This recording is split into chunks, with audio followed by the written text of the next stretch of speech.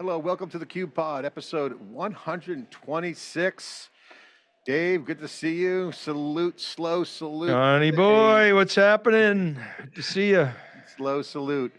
I'm exhausted, fumes, running on fumes. You at RSA had total FOMO, but we had our big party here at the NYSE Wired event.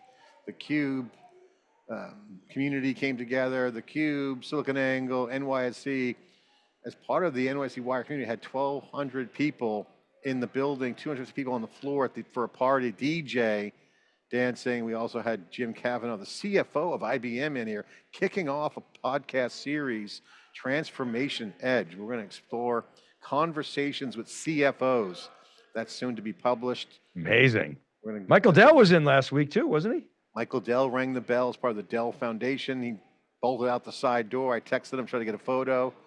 Einstein of Wall Street got a great photo with him, though. He's a huge fan of his work. He's our new collaborator on theCUBE, as you know. So really the NYSE's popping. A physicist was just in here, former MIT, big time thinker on our Capital Series podcast. Just a very busy week here at the NYSE. From a flow standpoint, we had all the leaders in on the crypto. The tokenizing of securities, and Bob Pisani just wrote a tweet actually about this. So the tokenization of securities is a big topic here. And so that was a huge week, a lot of AI flow coming in. So we had a full slate here. You had RSA, 4 days of wall-to-wall amazing. coverage.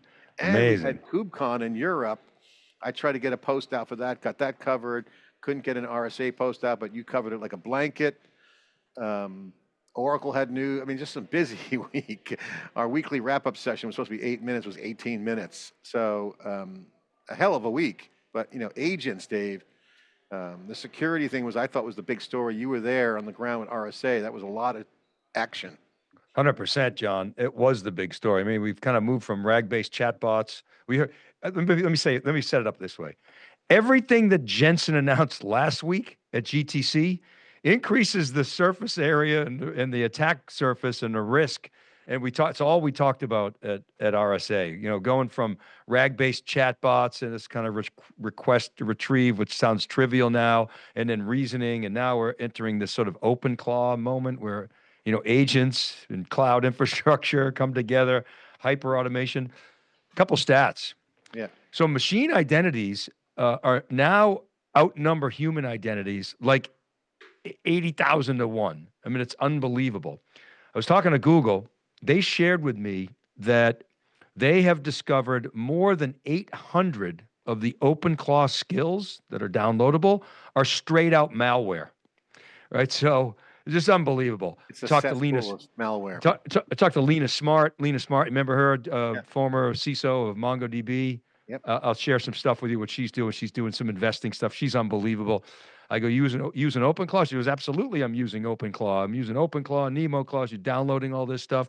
She knows what to do, but it's amazing to me how much of the conversation has shifted now to non-human identities. Totally different ballgame here. I mean, we know what a human is. We know what a human identity looks like.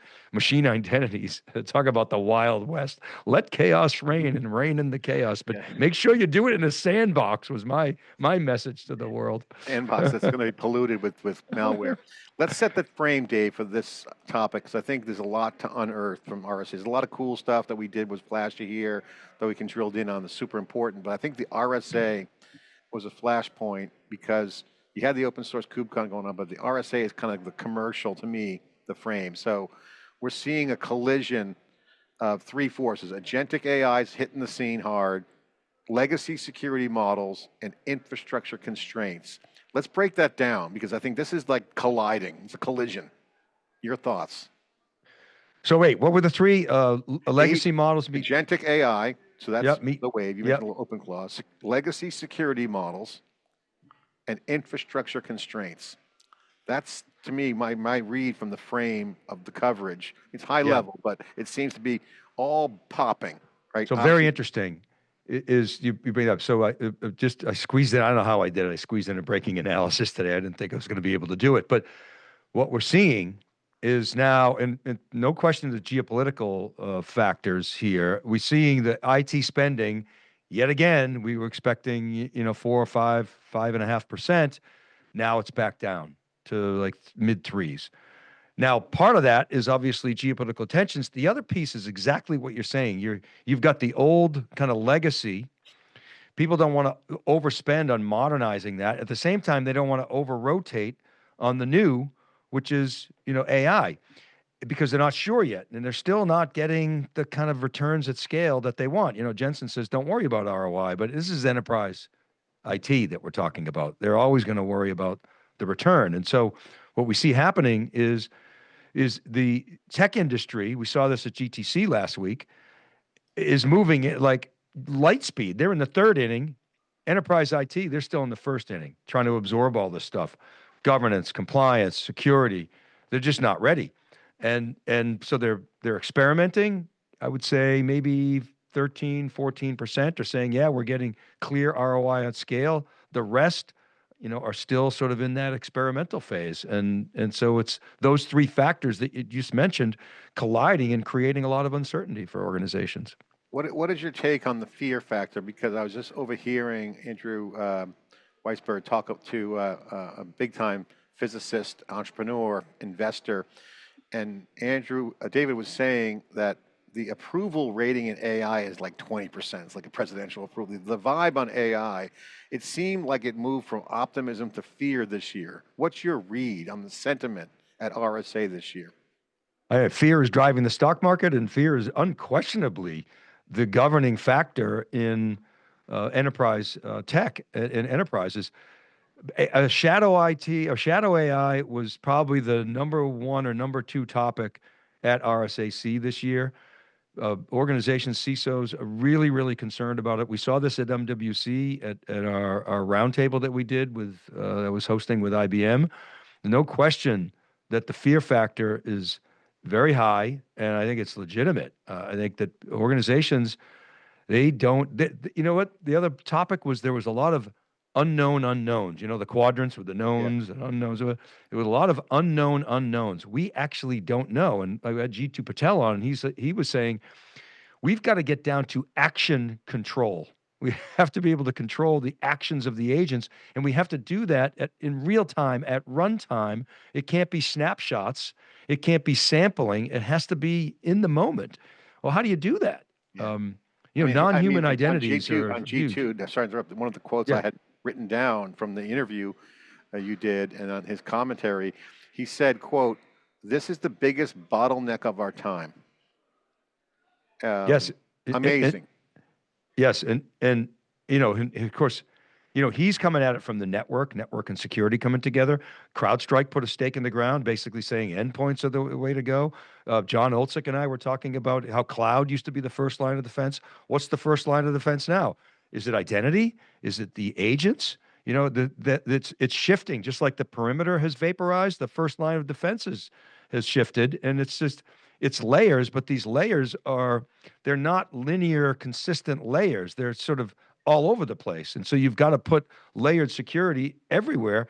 In the edge, you talk about the edge, John. You and I have been talking about it at MWC and beyond. You've done some great research on that for the last year and a half.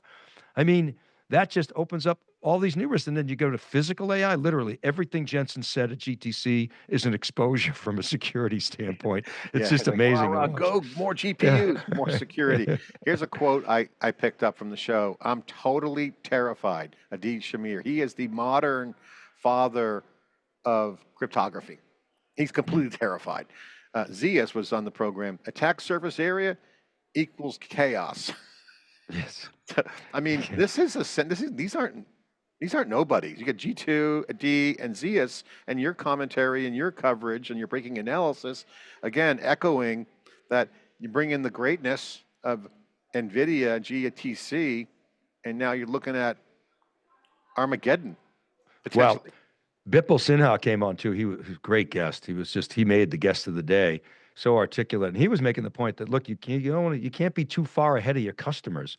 As we talking about starting a business, you don't want to be 200 miles ahead of your customers. But right now, the industry has to balance the innovation and the pace of innovation. GTC, you were there. It was like, download OpenClaw now. It's like, and then you go to RSA, 800 to 1,000, just straight out malware, look, disguised as skills. Oh, that looks interesting. Connect to my email. Click, malware. So, yeah, to your point, fear is definitely driving the market right now. Remember you asked Pat Gelsinger at 2013, I can't, what year, 2015? What was Yeah, security do Is over. it a redo? I mean, to me, my analysis from your coverage and the coming out of the Cube and the keynote, mainly the Cube, was this is a platform reset for cybersecurity. Couple reasons. Security stack is not designed for non-humans. The theme here in NYSE was deterministic workloads, no problem. Non-deterministic, problems. Why? Humans think non-deterministically, but now you have agents trying to be deployed, but the hackers are using the agents and they're non-human and they can be non-deterministic. So there's a whole architectural shift. This is a game changer for the stack because that's decades, generations of security principles, first principles, completely being upended. I would encourage everyone to watch at least a segment of Breaking Analysis this week. So David Floyer has been doing some amazing work. He's been sending me all this incredible research that he's doing.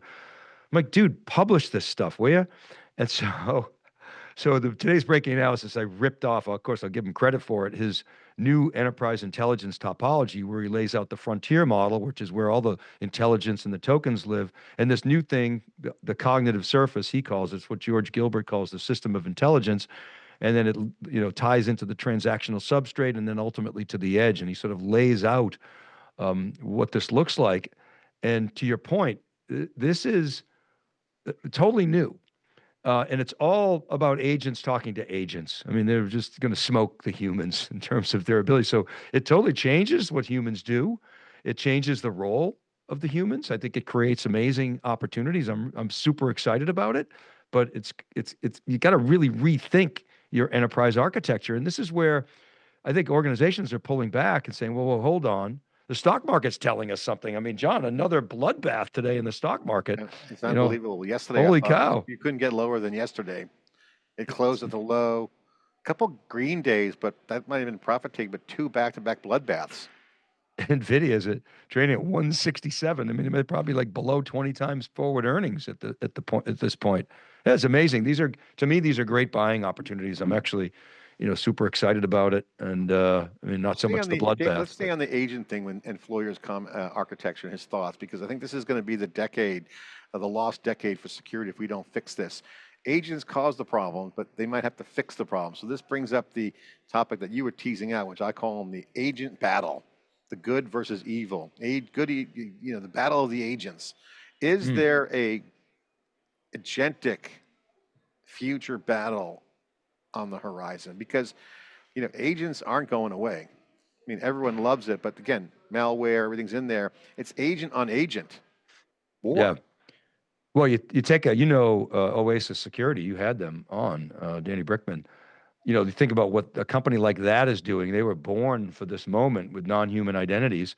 And you've got to treat agents completely different from humans. You have all these identity companies, Okta, Microsoft, I mean, many, many others, that basically, have been in the business of trying to understand role-based access control, RBAC, and understand humans. And all of a sudden, they have to pivot to understanding agents.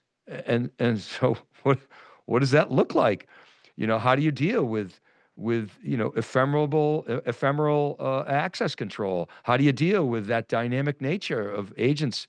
They're going to make spinning up VMs look like child's play.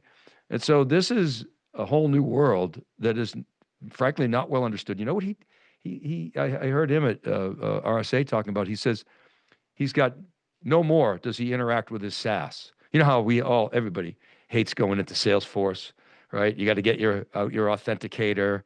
It takes forever. They make you change your password every few months. It's kind of slow and clunky. All right, he doesn't go in anymore. He's just letting agents access his SaaS. He never goes into his SaaS anymore. This is a recipe for disaster unless you have, a real governance model in place. Because to your point, agents are going to come in, bad agents, and they're going to infect good agents.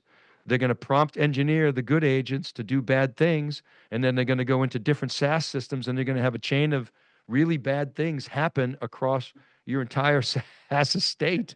It's like a, You're it's like a Black Mirror episode. Bad agents converting good agents over to digital espionage, agents on agent. It's really, I mean, I'm fascinated by it, and ultimately, it's going to cause all the alpha nerds to step up to the plate. And I did a rundown, and you did some great interviews. Again, I followed CUBE coverage was the best in the industry, so everyone should go look at that playlist on YouTube and cube.net. But let's just go through the major players there. We want to get your reaction because you were on the ground there. CrowdStrike, endpoint becomes the AI control plane. That's their position. Palo Alto, the secure AI workplace browser as a control layer. Google Cloud, AI versus AI head to head. Cisco, defense claw, they called it. And then Wildcard was Databricks. They pinged us. They come on. They got LakeWatch, which is data security convergence. So there's the representation of the key players. Okay, I probably missed someone, but that's the ones that jumped out at me. Well, Ali Goetze spoke with Andreessen, with Ben Horowitz, and they sent a ripple through the market. Basically, they're positioning that as next gen SIM, kind of like Elastic is trying to position as next gen SIM. Others are coming in saying, get rid of the SIM. And so, and you're definitely seeing consolidation and you're seeing innovation at the same time. So you mentioned Palo Alto. Remember, their whole theme is platformization. You know, they've made a number of acquisitions. The AI SOC was the other really hot topic. You know, automating and injecting AI into the security operations center.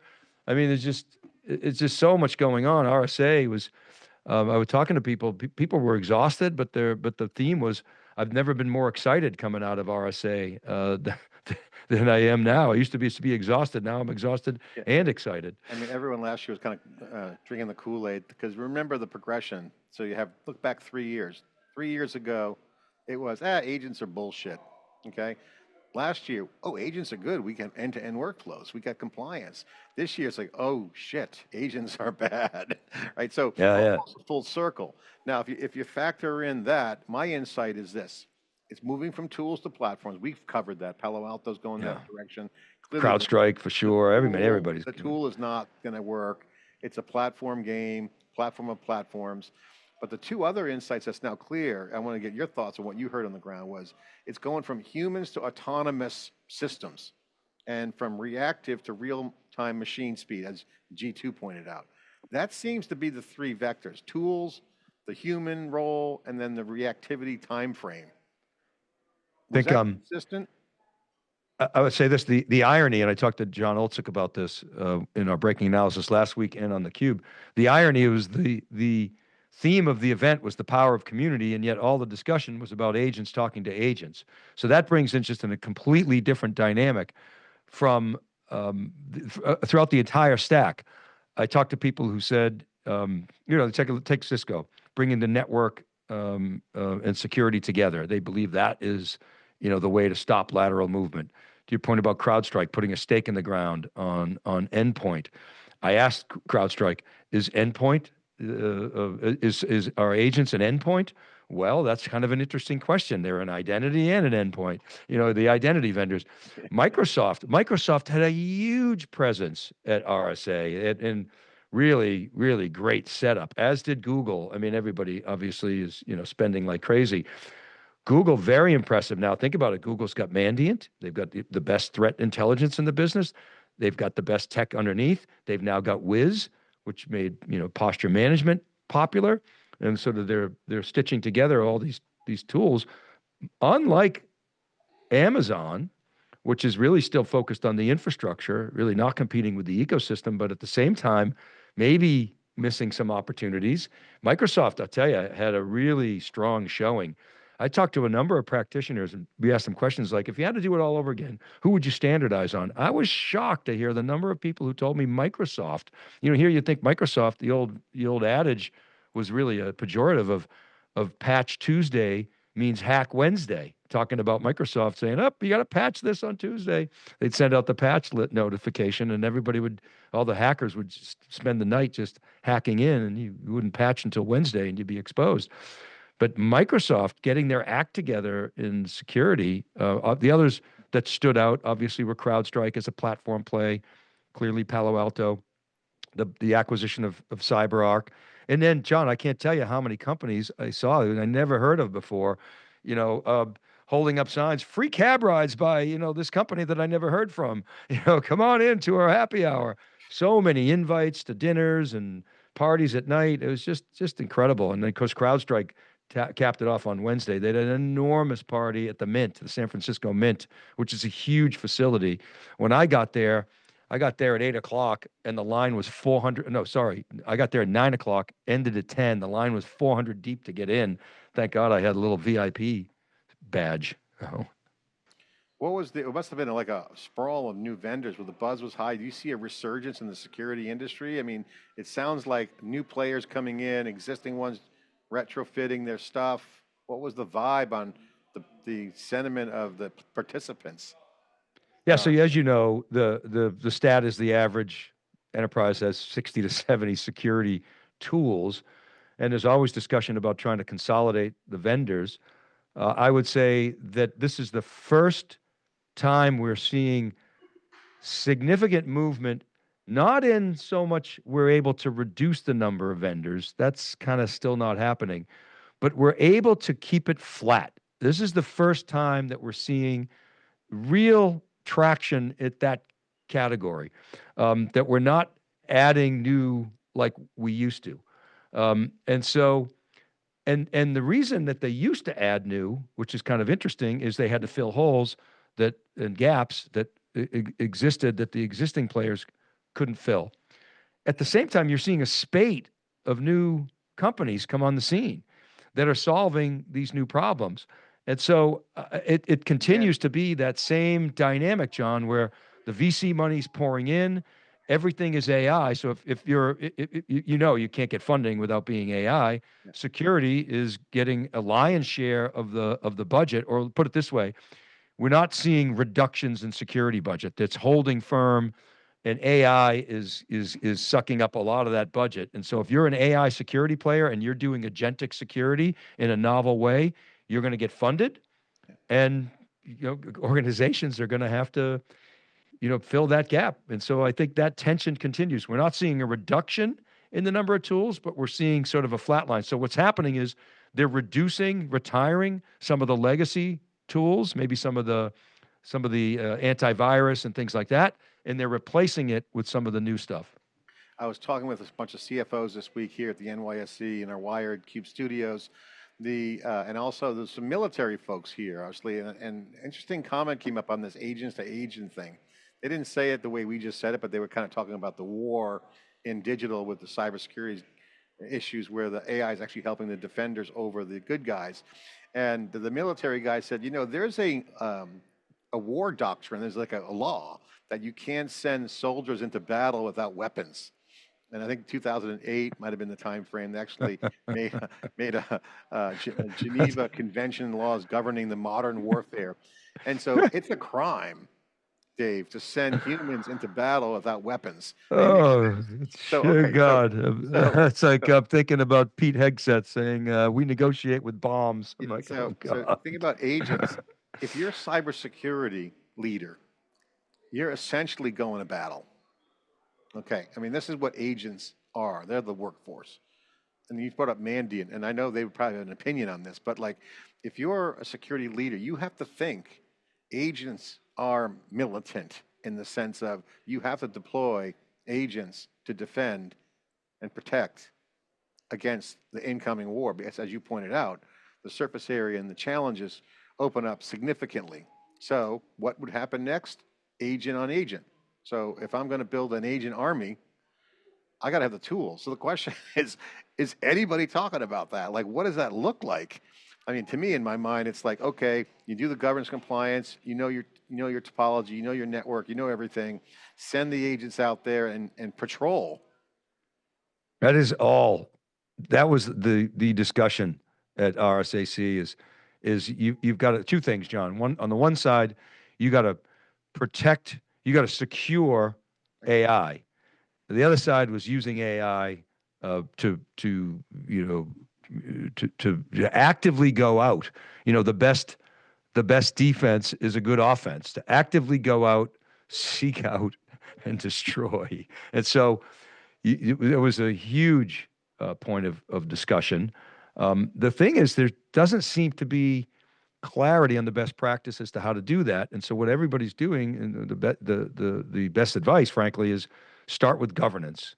If you don't have a strong governance structure in place and a strong culture of security and governance and compliance, what's going to happen? You're going to get shadow AI, just like we have shadow IT, like we had shadow big data, except this time it's way more dangerous. And so, you know, as I said before, the tech industry is way ahead of the buyers, and I would say the asymmetry, in my opinion, has grown in the last 3 years between attackers and defenders. I think attackers are getting access to the latest and greatest LLMs right away, and most buyers, enterprise buyers, are not. Attackers are able to initiate super sophisticated attacks right away because they get access to the great AI, and it just takes organizations time to absorb. Nir Zook was the first one to really sort of glom on this in my discussions, as he told me years ago, like right after ChatGPT. This changes everything. Now, of course, part of that coincided with their platform rewrite because they got it wrong, so they had to redo Prisma. But that was a luck of the draw because they actually did the engineering work, and it coincided with the need to have a security redo. His premise, remember at the time, was that it used to be that we could stop 99% of the breaches and the attacks, and then the humans could deal with the other 1%. That 1% now is being overwhelmed by machines. So we need machines to compete with machines, and that doesn't just happen overnight. You know, it's interesting. This week here in New York, in the CUBE studios here at the NYSE, we had a practitioner series tsunami. We had Mayfield come in, Mayfield Ventures, Mayfield out of California and Sand Hill Road, storied franchise investors, great track record. They brought in their network of practitioners, customers, end users. We had Amazing. Kavanaugh, the CFO of IBM, hold a roundtable that I hosted with CFOs from American Express, Prudential, BYN, a bunch of top CFOs. And so between the CFOs and the practitioners, the common theme was AI native was the topic. And so we had KubeCon this week, and I wrote a post on it and summarizing the opening day keynote on the vibe there. My opening line was, cloud native, meet AI native, like introducing two people.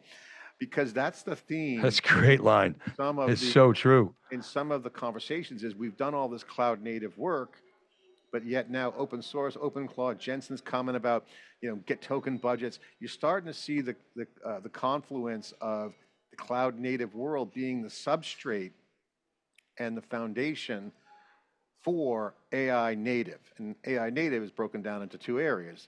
The agentic infrastructure. We got the MCP next week with Linux Foundation. We're going to try to do a little social cube there, pop up, or whatever we can get coverage on. You got the Agent Conference event in May that we're hosting with that community. And those are the builders, not yet the operators, the builders. So you got the developers and operators, and then you got this layer of builders. It's almost like a same kind of vibe as cloud native, but they're AI native infrastructure that sits on top of the Kubernetes, the orchestration, all that DevSecOps work that was done. So you're starting to see the formation, Dave, of this new architecture where the cloud native mojo is coming to the table, but not in a leadership way of driving AI native. They did the hard work. And so it's the classic standing on the shoulders of giants mentality, which is beautiful because the open source is booming. OpenClaw, you mentioned it, fastest growing project in the history of open source. You're seeing tons of activity around rapid development of value with AI native applications, the use of the models, the unlock in the enterprise with proprietary data. So clearly on the market side, on the front end, there's clearly value activities. Yet there's a small community that's growing very rapidly. I call the AI agentic infrastructure DevOps people. Again, it's not classic DevOps in a cloud way. It's DevOps in an AI factory way. In other words, how do I get distributed computing, which is cloud, prem, and edge, to work? So it's a new thing. I haven't seen this clearly before. We kind of talked about it in the past, But this agentic layer is kind of like the new DevOps, Dave, but it's not the same. You know what I'm saying? So like it's emerged, it's about data layers, it's horizontal, it's semantic layer, it's a combination of data lakes feeding AI systems, I mean, all kinds of different mechanisms feeding that piece. So what's your reaction to that? So I love this conversation because you know me, I like history of tech anyway. When you go, we've seen every era. You and I used to sell PCs, and when you worked for HP, and we're crushing it back then. Well, IBM before that, the PS2, but who's counting? There you go. But my point is, you saw all the waves. I've seen every wave from mainframe to PCs. Back in the PC era, you talked about everything was PC. It was PC network, PC software, PC distribution, PC peripherals, and then when the internet came in, it was like internet commerce, internet access, internet browsers, intranet, and then the cloud comes in. It's cloud native, it's cloud database, it's cloud storage. You know, SaaS came in, and mobile, same thing. Mobile phones, mobile apps, mobile optimized for the web. Now AI native, right? Agentic, AI factories. The parlance changes, and it's not just words. The entire mindset, architecture, operating model, industry model, everything changes in these new waves. And to quote Pat Gelsinger, if you're not riding the wave, you're going to become driftwood. And so we are in the spot right now. I think this is it's yes, the war and the oil prices for sure, but we are in this place of there's confusion in the market where the old is the decline in the old is not offset yet by the growth of the new, because the growth is big, but the new is not big enough. And of course, the interesting dynamic that we see here is that the growth is all coming from the CapEx. But it's not coming from the enterprise. And until that enterprise really starts to show value and throw off cash and become self-funding, we're going to be in that sort of weird limbo, that weird purgatory. I predicted it's going to happen this year, and I think it's going to happen in the second half. I think it's going to happen once they end this stupid war, and we start to see Vera Rubin really ramp, because the cost per token, per megawatt is going to go down. People are going to start to get on that Jensen's horizontal axis that we talk about all the time, that Jensen said it was the most important chart. That's going to start to kick in. And I think this is going to be the year of AI ROI. It doesn't feel it right now, which probably means it's a great buying opportunity. Dave, I've been doing some research, stealth research around new venture creation, the startup ecosystem, the Y Combinators, the Google X, Alphabet, you know, big incubation with Google and Alphabet, Y Combinator, all trying to get funding. Combined with the enterprise work, Edge and all the AI factories, here's what I've discovered. And evaluating who's getting funding, what do the pitches look like, the demo day at Y Combinator, here's what's happening. The AI everywhere is table stakes. We know that, we've been banging on that in theCUBE for years. Here's what's emerging. Everyone's trying to figure out where AI lands. Does it land in this layer of the stack? And so there's a real debate, because wherever you are, you might think you're using AI for, hey, I'm doing stuff in the AI factory, I'm using AI for that, but where does true AI land? And here's the takeaway. The data is the key, but intelligent loops are the new moat. Meaning, you're starting to hear people talk about intelligent loops. Yep. And that's what's going on. You're seeing it from tools to infrastructure. We're in the infrastructure build out. And then the next layer where I think it lands is autonomous systems. And I put that in quotes because that could be anything. It could be cars, it could be agents and security. So this seems to be the AGI path, that AI will land in where autonomous is enabled. So that's evident from just look at the demo day and the startups, they're all pointing to the same thing. Vertical applications, SaaS is being rewritten as AI native labor, autonomous systems managing other systems, new interfaces in AI colliding with physical world, AI is escaping the screen, it's all voice activated, next platform shift. It's no longer the model error, Dave, it's the systems error. And the point is that AI is, in the software side, it's not about what software you run, it's not software that you use, it's the systems that run it.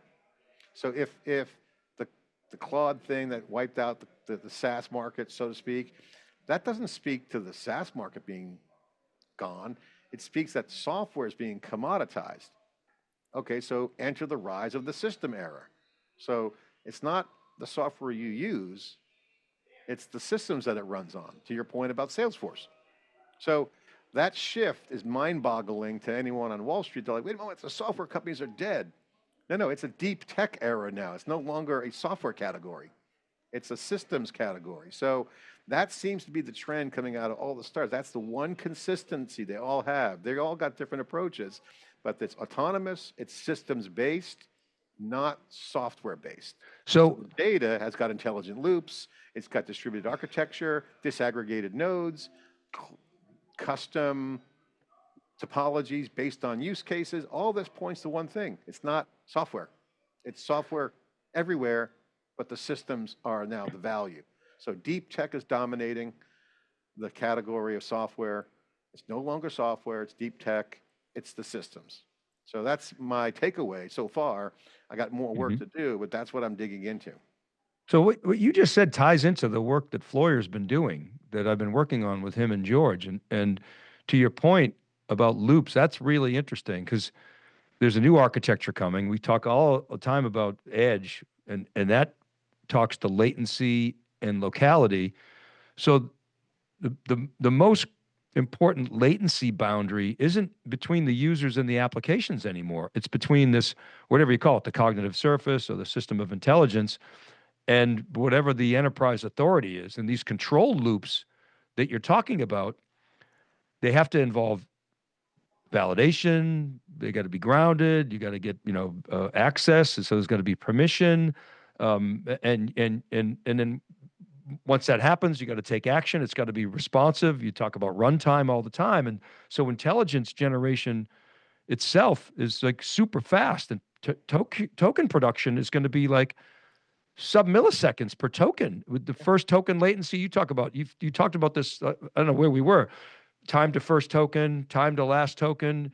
We heard this at GTC. Just the end-to-end responsiveness, to your point about systems, is going to be governed by how quickly that control loop can be affected. So I think you're really onto something in your research here, John. Well, I also have a contrarian view. You want to hear it? Yeah, of course, yeah. You want to Do I have a choice? Everyone says, tell me the straight scoop.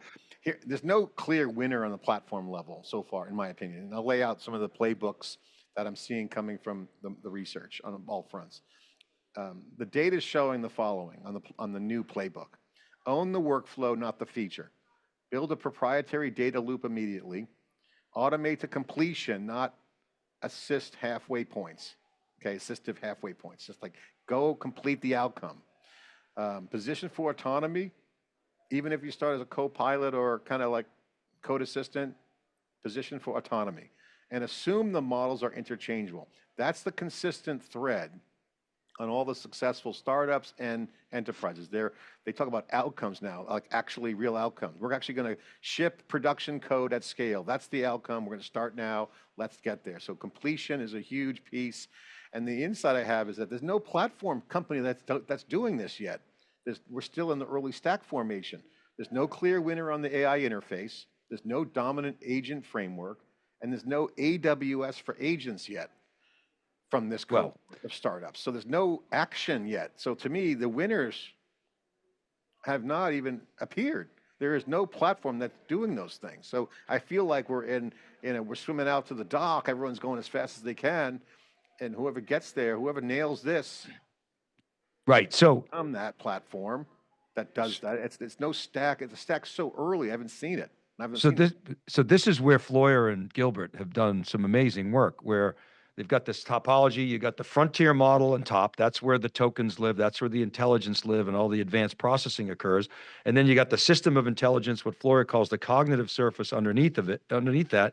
And don't forget about transactions. You've got a transaction substrate. If you're going to have a digital representation of your enterprise and having agents take action, you got to have transactions. That's where the enterprise apps and the databases live. And then, of course, out to the edge. And so to your point about architecture, and nobody, I mean, Palantir has it within their world, but the locality of this system of intelligence or the cognitive surface is really important. It matters even more than the locality of the LLM. So enterprises are going to be operating, to your other point about data, that cognitive surface or the system intelligence, that semantic layer, that transaction layer, that's all going to be done close to the data, to your point around data. And the frontier models, they're going to be doing the inference. They could be local, they could be, regionally, they might be close by, is kind of what Furrier research shows. And that depends on, your latency requirements and, your regulatory edicts, et cetera, like that. But for highly sensitive workloads, think regulated industries, you're going to be taking the frontier model, co-locating that with the cognitive surface and the transactional substrate within a single proximate location, you're going to get the best performance. That's on Jensen's curve, his Pareto curves, that's the horizontal axis. Yeah, and that's what's going to be driving low latency experiences and revenue. Well, his curve that you pointed out multiple times on our show and then breaking analysis and last week, by the way, it is proof that AI is disappearing into everything. Okay, so the winners, I mean, you remember like a year ago, maybe 2 years ago, everyone would be on stage, look, we're using AI, right? The winners won't be shouting, we use AI, because AI isn't a feature, it's an invisible system doing the work. So it's not like, look, we have AI. The winners won't be shouting that. You know who called this? Who? You said, I don't know, 3 years ago, AI everywhere all at once. That's happening. Yeah, and the winners aren't going to shout, look, I have AI. No, it's a system. It's doing all the work. That's results. That's value creation. So I think we are in a really robust market, and the horses are on the track, Dave. This is like, there is no clear platform winner yet. We can have a debate on the next pod if it's the interface is ChatGPT, Claude, or whatever, but the power law of those specialty models are clearly now coming to the surface where people are saying, I have proprietary data and there's other data that isn't even language. I was talking with tomorrow.io today. They have all the satellite data from space for weather. They got their own model, and that's physics. That's not language, right? You got biology models. So you're having all kinds of new proprietary models. I even interviewed LiveRamp today. Scott Howe. He's got a special model around data exchanges, clean rooms.